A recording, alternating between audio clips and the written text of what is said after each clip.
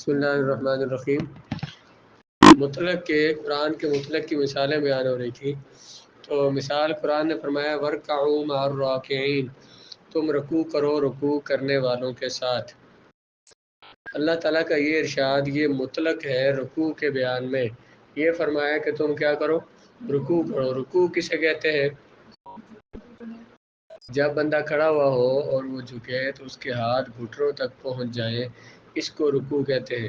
اگرچہ سنت تو یہ ہے نا کہ بندہ گھٹنوں کو پکڑے اور اس طرح سیدھا رکھے، پیٹھ کو بالکل سیدھا رکھے، لیکن جو کسی نے اتنا سارا جھکا کہ وہ ہاتھ نیچے رکھ کرے تو ہاتھ گھٹنوں تک پہنچ جائیں، اتنا جھکا تو رکوع ہو جائے گا۔ تو قرآن نے کیا فرمایا کہ رکوع کرو۔ اب جب اس سے کیا ثابت ہوا کہ رکوع کرنا فرض ہے؟ قرآن نے فرمایا وَرْكَعُوا، امر کا صیغہ ہے، جس سے رکوع کی فرضیت ثابت ہوئی کہ نماز کی ہر رکعت میں رکوع کرنا فرض ہے۔ تو اس قرآن کے یہ فرض جو ہے یہ مطلق ہے، صرف رکوع کا حکم ہے۔ اس کے ساتھ تعدیل ارکان کی شرط لگانا اور یہ کہنا کہ ہر عضو کو اپنی جگہ پہ پہنچانا، رکوع اور سجدے کو پورا کرنا یہ ضروری ہے۔ ویسے رکوع اس طرح سے کرنا کہ آرام سے ٹھہر کے کرنا اور اس میں پیٹھ کو بچھا لینا، برابر کرنا اسے، اور گھٹنوں کو مضبوطی سے پکڑنا، یہ اور اطمینان کے ساتھ رکوع کو ادا کرنا، اسے تعدیل ارکان کہتے ہیں۔ تعدیل معنی ہر عضو کو ہر رکن کو صحیح ادا کرنا۔ عدل کا معنی کیا ہوتا ہے؟ برابری، ہر رکن کو صحیح جس طرح اس کو ادا کرنے کا کہ اس نے سنت کے مطابق اسے ادا کرنا۔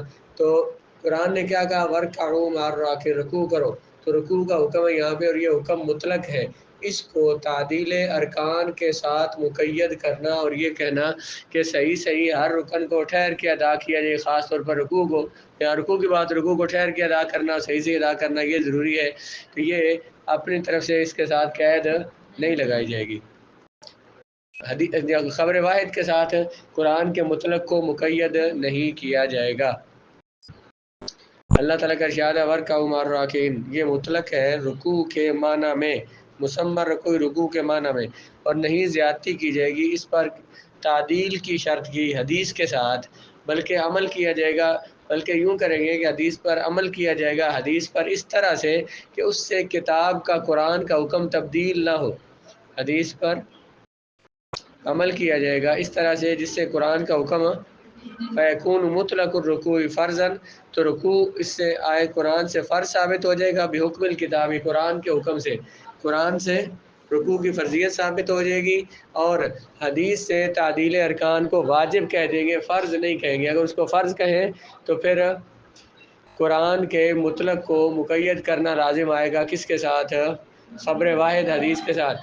حدیث خبر واحد کے ساتھ قرآن کے مطلق کو مقید کرنا لازم آئے گا، جو جائز نہیں ہوتا۔ لکھا اس کی تفصیل یہ ہے کہ اللہ تعالیٰ کا ارشاد ہے ارکعوا واسجدوا۔ رکوع کا معنی ہے جھک کر دونوں ہاتھوں سے گھٹنوں کو پکڑنا، اور سجدہ کا معنی ہے پیشانی کو زمین پر رکھنا۔ امام شافعی، امام احمد اور امام یوسف تعدیل ارکان کو فرض قرار دیتے ہیں۔ تعدیل ارکان کا معنی یہ اطمینان سے رکوع کرنا، پھر رکوع کے بعد اطمینان سے اٹھ کر کھڑے ہونا اور اطمینان سے سجدہ کرنا، اور دونوں سجدوں کے درمیان اطمینان سے بیٹھ کر دوبارہ سجدہ کرنا، دونوں سجدوں کے درمیان اطمینان سے بیٹھنا اور پھر دوبارہ۔ تعدیل ارکان کے فرض ہونے کی دلیل حضرت ابو ہریرہ رضی اللہ تعالیٰ عنہ کی روایت کردہ وہ حدیث ہے جسے امام بخاری اور مسلم اور امام ترمذی نے بیان فرمایا کہ ایک شخص مسجد میں داخل ہوا اور سرور دو عالم صلی اللہ علیہ وسلم مسجد کے کونے میں بیٹھے ہوئے تھے۔ اس نے جلدی نماز پڑھی اور رکن تعدیل ارکان نہ کیا، ارکان کو صحیح ٹھہر کے ادا نہ کیا، تو سلام پھیرا اور واپس جاتے ہوئے سرکار علیہ الصلوۃ والسلام کو سلام عرض کیا۔ آپ نے سلام کا جواب دیا، فرمایا صلی فإنک لم تصلی، تو نماز پڑھ، تیری نماز نہیں ہوئی، تو نے نماز نہیں پڑھی۔ اس طرح ان نے کئی بار کیا، 3 یا 4 بار انہوں نے ایسے پڑھی، تو آخر کار تیسری یا چوتھی بار عرض کیا کہ آپ مجھے نماز کا طریقہ سکھلائیے، حضور میں تو اپنی طرف سے صحیح کر رہا ہوں، تو مجھے نماز کا طریقہ سکھا دیجیے۔ تو آپ علیہ الصلوۃ والسلام نے فرمایا کہ جب تو رکوع کرے تو اطمینان سے رکوع کر، پھر سر اٹھا کر اس طرح کھڑا ہو جا کہ تمام اعضاء اپنی اپنی جگہ پر ٹھہر جائیں۔ رکوع سے سر اٹھا کے سیدھا کھڑا ہو جائے اس طرح کہ ہر رکن ہر عضو اپنی اپنی جگہ پر پہنچ جائے۔ پھر اطمینان سے سجدہ کر، پھر سجدہ سے سر اٹھا کر اطمینان سے بیٹھ کر دوبارہ دوسرے سجدے کے لیے جا۔ تو حضور نے یہ سارے حدیث کے الفاظ ہیں کہ یہ حضور نے فرمایا کہ اتنا ٹھہر ٹھہر کے یہ عمل کرو۔ تو اس حدیث کی وجہ سے ان بزرگوں نے کیا کہا کہ تعدیل ارکان کو بھی فرض کہہ دیا انہوں نے۔ امام ابو حنیفہ رحمۃ اللہ تعالیٰ علیہ فرماتے ہیں کہ مطلقاً رکوع اور مطلق سجدہ کتاب اللہ سے ثابت ہے اور فرض ہے۔ کیا قرآن نے کیا کہا؟ ورکع عمر رہا کہ رکوع اور سجدہ کرنا اس کی فرضیت قرآن سے ثابت ہے، اور تعدیل ارکان واجب ہے۔ خبر واحد سے ثابت ہوتا ہے، کیونکہ اگر تعدیل ارکان کو فرض قرار دیا جائے تو خبر واحد سے قرآن کے مطلق کو پر زیادتی کرنا لازم آئے گا۔ خبر واحد سے قرآن کے مطلق حکم کو مقید کرنا لازم آئے گا، زیادتی کرنا مطلب قرآن کے حکم مطلق کو مقید کرنا لازم آئے گا، اور یہ جائز نہیں ہوتا۔ اس لیے ہم اس طرح عمل کریں گے کہ کتاب اللہ پر بھی عمل ہو جائے اور حدیث پر بھی عمل ہو جائے۔ اور وہ کس طرح سے عمل ہوگا کہ کتاب اللہ کے حکم میں بھی تبدیلی نہ آئے، حدیث اور قرآن دونوں پر عمل کریں، لیکن اس طرح کریں کہ قرآن کے حکم میں اور خبر واحد پر بھی عمل ہو جائے۔ تو ہم یہ کہیں گے کہ مطلق رکوع اور سجدہ کرنا فرض ہے اور کتاب اللہ سے ثابت ہے، اور تعدیل ارکان جو ہے یہ واجب ہے اور یہ خبر واحد سے ثابت ہے۔ اس پر ایک اور مثال بیان کرتے ہیں کہ اعلیٰ حاضہ جب ہم نے یہ کہا کہ قرآن کا جو مطلق ہے اسے خبر واحد اور قیاس کے ذریعے مقید نہیں کر سکتے، قرآن کا حکم میں جو مطلق ہے وہ قطعی اور یقینی ہے، تو اس کو حدیث خبر واحد کے ساتھ یا قیاس کے ساتھ مقید کرنا جائز نہیں۔ اس سے ہم کہتے ہیں یجوز التودی بماء زعفران، زعفران کے پانی کے ساتھ وضو کرنا جائز ہے، اور ہر اس پانی کے ساتھ وضو کرنا جائز ہے۔ خالطہ شیء طاہر، جس پانی کے ساتھ کوئی پاک شے مل جائے، فغیر احد اوصافہ، اور پانی کے اوصاف میں سے کسی وصف کو بدل دے۔ کیا زعفران کے پانی کے ساتھ وضو کرنا جائز ہے، اور ہر اس پانی کے ساتھ بھی وضو کرنا جائز ہے جس میں کوئی پاک چیز ملے اور وضو کے اوصاف میں سے کسی وصف کو، پانی کے اوصاف میں سے کسی وصف کو بدل دے۔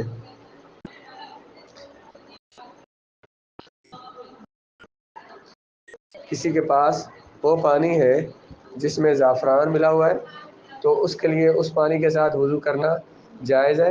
کسی کے ساتھ ایسا پانی ہے کسی کے پاس کہ اس میں کوئی اور چیز مل گئی اور پانی کا ایک وصف اس میں بدل گیا، اس پانی کے ساتھ بھی وضو کرنا جائز ہے۔ اور اس کے پاس کوئی پانی نہیں، صرف یہ والا پانی ہے تو اس کے ساتھ وضو کرنا جائز ہے۔ یعنی ہم یہ نہیں کہہ سکتے کہ اس کے پاس تو ماء اور پانی تو ہے نہیں، پانی تو اس کے پاس ہے نہیں، یہ پانی جو ہے اس کے ساتھ تو اس میں زعفران ملا ہوا ہے، اس کا تو اس کے اندر کسی اور چیز کی آمیزش ہو گئی ہے جس کی وجہ سے اس کا وصف بدل گیا ہے، تو ہم اس سے وضو نہ کریں بلکہ تیمم کر لیں۔ تیمم کرنے کی اجازت نہیں ہے، جس کے پاس یہ والا پانی ہے تو وہ کیا کرے گا؟ وضو ہی کرے گا۔ مسئلہ اصل میں اس طرف کیونکہ لأن شرط المسیر الی التیمم عدم مطلق الماء، کیونکہ تیمم کی طرف رجوع کرنے کی، یعنی تیمم کرنے کے لیے شرط کیا ہے کہ عدم مطلق الماء، جو مائع مطلق ہے وہ موجود نہ ہو، پانی موجود نہ ہو۔ مائع مطلق جو ہے جس کو ماء کہتے ہیں، قرآن نے کہا وانزلنا من السماء ماء طہورا، ہم نے آسمان سے پانی نازل کیا، طہورا ہے طہورا ہے، ہم نے آسمان سے پانی نازل کیا جو پاک کرنے والا ہے۔ اب جب پانی موجود ہے اور پاک کرنے والا ہے تو اس کے ہوتے ہوئے تیمم نہیں کریں گے۔ وہ پانی بھی کون سا ہے؟ زعفران جس میں ملا ہوا ہے، زعفران رنگ ہی ہوتا ہے نا وہ اس کا، اور اس کے علاوہ یا پانی میں کوئی اور چیز مل گئی اور پانی کا وصف بدل گیا، پانی کا رنگ بدل گیا، یا پھر اس کی بو بدل گئی، کوئی ایک وصف بدل گیا۔ لأن شرط وہذا قد باقی امان مطلقاً، کہتے ہیں یہ جو پانی ہے جس میں زعفران مل گیا ہے یا اس کا ایک وصف، جس چیز نے پانی کے اندر کوئی چیز پڑی ہے اور اس نے پانی کا ایک وصف بدل دیا ہے، ابھی بھی یہ مائع مطلق ہے، ابھی بھی یہ کیا ہے؟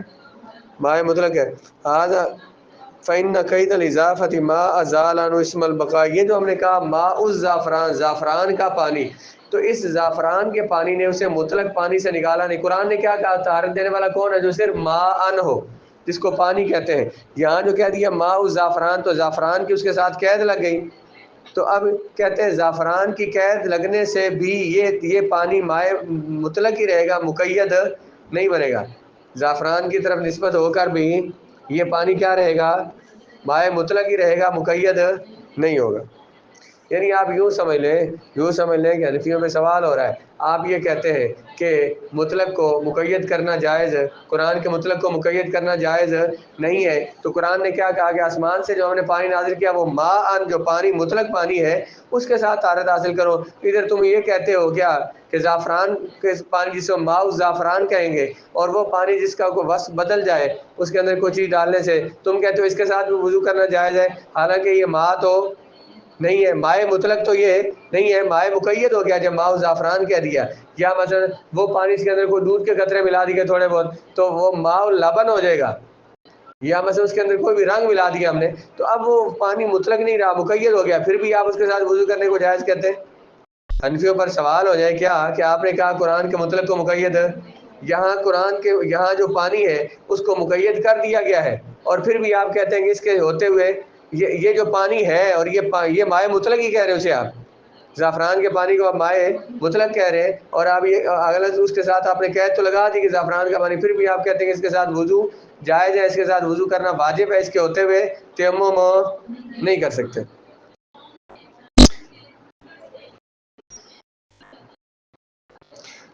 کہتے ہیں فَإِنَّ قَيْدَ الْإِضَافَةِ، یہ جو اضافت کی قید لگائی ہے کون سی؟ ماء الزعفران، زعفران کی قید جو لگائی ہے، اس نے نہیں زائل کیا پانی سے ماء ان کا نام، پانی وہ ماء نہیں کہلائے گا ابھی بھی، بلکہ اس پر وہ مطلق پانی کا حکم اس پر باقی ہے۔ وَكَانَ شَرْطُ بَقَائِهِ عَلَى صِفَةِ الْمُنَزَّلِ مِنَ السَّمَاءِ، پانی کے مطلق ہونے کے لیے شرط یہ تھی کہ یہ جو پانی آسمان سے جیسے نازل ہوا تھا ویسا ہی رہتا، آسمان سے جیسے نازل ہوا تھا ویسا ہی رہتا۔ یعنی مائع مطلق اس کو کہتے ہیں جو آسمان سے نازل ہو پانی اور ویسا ہی رہے، اس میں کوئی وصف اس کا، تو اسے کیا بولتے ہیں؟ مائع مطلق بولتے ہیں۔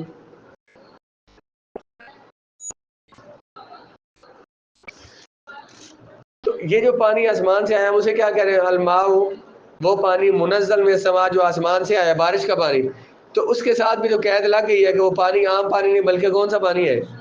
آسمان سے آیا، لیکن اس کے ساتھ وضو کرنا، تو اسی طرح یہ زعفران والے پانی کے ساتھ بھی۔ اب اس کی ذرا وضاحت دیجیے، دیکھیں اس کی تفصیل یوں ہے کہ ماء الزعفران، جس میں زعفران مل جائے، جس میں صابن مل جائے، جس میں اشنان مل جائے، یہ مائع مطلق ہی ہے، مائع مقید نہیں ہے، کیونکہ ان پانیوں کے ہوتے ہوئے ان سے وضو کرنا لازم ہے، اور ان پانیوں کے ہوتے ہوئے تیمم کرنا جائز نہیں ہے۔ اس میں علماء کے اختلاف ہے، امام ابو حنیفہ رحمۃ اللہ تعالیٰ علیہ کے نزدیک ماء الزعفران وغیرہ یہ مائع مطلق ہے، ان کے ساتھ کوئی قید نہیں لگائے گی۔ اس کو قرآن نے جس کو ماء کہا تھا یہ وہی ماء ہے۔ امام شافعی کے نزدیک ماء زعفران وغیرہ مائع مطلق نہیں ہے، بلکہ اضافت کی وجہ سے اور زعفران کی طرف مضاف ہو جانے کی وجہ سے یہ کیا ہو گیا؟ مائع مقید ہو گیا۔ اللہ تعالیٰ کا ارشاد ہے فَلَمْ تَجِدُوا مَاءً فَتَيَمَّمُوا صَعِيدًا، جن کے پاس مائع مطلق نہ ہو، پانی مائع مطلق نہ ہو، وہ پاک مٹی سے تیمم کریں۔ جن کے پاس مائع مطلق نہ ہو، ان کے پاس تو مائع مطلق کوئی نہیں ہے نا، ان کے پاس جو ہے وہ مائع مقید ہے۔ جس کے پاس مائع مطلق نہ ہو تو وہ تیمم کرے، ان کے پاس ماء کون سا ہے جو مائع مقید ہے، تو یہ تو تیمم کر سکتے ہیں۔ اگر تم مطلق پانی نہ پاؤ تو پاک مٹی لے کر تیمم کرو، لہذا اگر ان پانیوں کے علاوہ کوئی مطلق پانی نہ ہو تو تیمم کرنا لازم ہوگا، اس سے وضو کرنا جائز نہیں۔ تو یہ فرماتے ہیں، اللہ نے فرمایا وَأَنزَلْنَا مِنَ السَّمَاءِ مَاءً طَهُورًا، ہم نے آسمان سے بادلوں سے ماءً طہورا نازل فرمایا، لہذا اس پانی سے وضو کرنا جائز ہوگا جو آسمان سے نازل ہوا ہے۔ اللہ نے کیا فرمایا کہ ہم نے آسمان سے پانی نازل کیا جو پاک کرنے والا ہے۔ وہ کہتے ہیں کہ جو آسمان سے پانی آیا وہ والا پانی پاک کرنے والا ہے، اور باقی جو پانی جس کے ساتھ کوئی اور چیز مل گئی جیسے زعفران وغیرہ تو وہ پاک کرنے والا، اس سے وضو نہیں ہوتا۔ احناف یہ کہتے ہیں ماء زعفران جو ہے اضافت مضاف ہو جانے کے باوجود یہ مائع مطلق ہے، کیونکہ اس کے لیے کوئی علیحدہ نام تجویز نہیں کیا گیا۔ اگرچہ اس کے اندر زعفران مل گیا لیکن کیا کہہ رہے ہیں؟ زعفران کا پانی، پہلے بھی وہ پانی تھا اور زعفران مل جانے کے بعد اس کو کیا کہہ رہے ہیں؟ پانی بول رہے ہیں. تو اس پر وہی نام بولا جا رہا ہے. اضافت کے باوجود اس میں ماء کا اطلاق باقی ہے. ماء ان کا لفظ اس پر پھر بھی بولا جاتا ہے اگرچہ زعفران کی طرف مضاف ہو گیا. ماء زعفران میں ماء ان کی زعفران کی طرف اضافت تقیید کے لیے نہیں ہے بلکہ تخصیص کے لیے. جیسے ماء ان کی اضافت کنویں کی طرف کو بنا کہ کنویں کا پانی دو تو وہ بھی دو مائع مطلق ہی ہوتا ہے. حالانکہ کنویں کی طرف اس کی اضافت ہو گئی ہے. کوئی بندہ کہ ماء العین چشمے کا پانی تو چشمے کا پانی بھی تو ماء نہیں اس کے ساتھ طہارت حاصل کرنا جائز ہے حالانکہ اس کی اضافت اس کی طرف کی گئی ہے کنویں کی طرف چشمے کی طرف. اور یہ معلوم کرنا کہ یہاں اضافت تخصیص کے لیے ہے یا تقیید کے لیے یہ امر موقع استعمال سے ظاہر ہوتا ہے. کہتے ہیں یہ کیسے پتہ چلتا ہے کہ یہاں پر جو اضافت ہے یہ تخصیص کے لیے ہے یا تقیید کے لیے, کسی کو خاص کرنے کے لیے ہے یا مقید کرنے کے لیے. اور خاص بھی کیا ہوتا ہے بھلا؟ پانی تھا, پانیوں میں سے پانی جو کنویں والا وہ خاص, اسے ہم خاص پانی کہیں گے یا ہم اسے مقید پانی کہیں گے. مقید پانی کس کو کہیں گے؟ اور ماء صرف بولے تو کیا مطلب ہے؟ عام کوئی بھی پانی مراد ہو سکتا ہے. ماء البئر بولا تو اب خاص ہو گیا ہے. کہتے ہیں اس کو خاص بولیں گے یا اس کو مقید بولیں گے, کیا بولیں گے اسے؟ تو یہ کہتے ہیں یہ بات ہمیں استعمال اس عبارت کے استعمال کو دیکھ کر پتہ چلتی ہے, موقع استعمال سے پتہ چلتی ہے, اس کی عبارت دیکھ کر پتہ چلتی ہے. مثلا کوئی شخص ہاتھ منہ دھونے یا وضو کرنے یا غسل کرنے کے لیے پانی مانگے اور ماء صابن سے صابن کا پانی دے دیا جائے یا زعفران ملا پانی دے دیا جائے تو اس کے لیے وضو کرنا کیا ہے؟ جائز ہے. اور اس پانی کے پیش کرنے میں کوئی حرج بھی نہیں ہے کیونکہ یہاں پہ مقصود اس کا کیا ہے؟ طہارت حاصل کرنا, صفائی حاصل کرنا. تو یہ جو صابن کا پانی ہے اس سے زیادہ طہارت حاصل ہوتی ہے زعفران کے پانی سے, اس سے زیادہ طہارت حاصل ہوتی ہے. اور اگر پینے کے لیے کوئی پانی مانگے تو پھر ماء زعفران اور ماء صابن نہیں لایا جائے گا کہ یہ بیوقوفی شمار ہوگی. جب ہاتھ دھونے کے لیے کسی نے پانی مانگا ہے تو پھر اس وضو کرنے کے لیے تو اس کے ساتھ زعفران والے پانی کو مائع مطلق ہی کہا جائے گا اور اس کو استعمال کرنا جائز ہے, اس کے ہوتے ہوئے تیمم کرنا جائز نہیں ہے. تو کہتے ہیں کہ یہ ہے مطلق کو مقید کرنا کہ اگر ہم اس کے ساتھ کوئی اور پانی قید لگاتے ہیں, اگر ہم نے اس کے ساتھ زعفران وغیرہ کی قید لگائی, ماء البئر کہہ دیا تو یہ پھر بھی مائع مطلق ہے. کیوں مائع مطلق ہے بھلا؟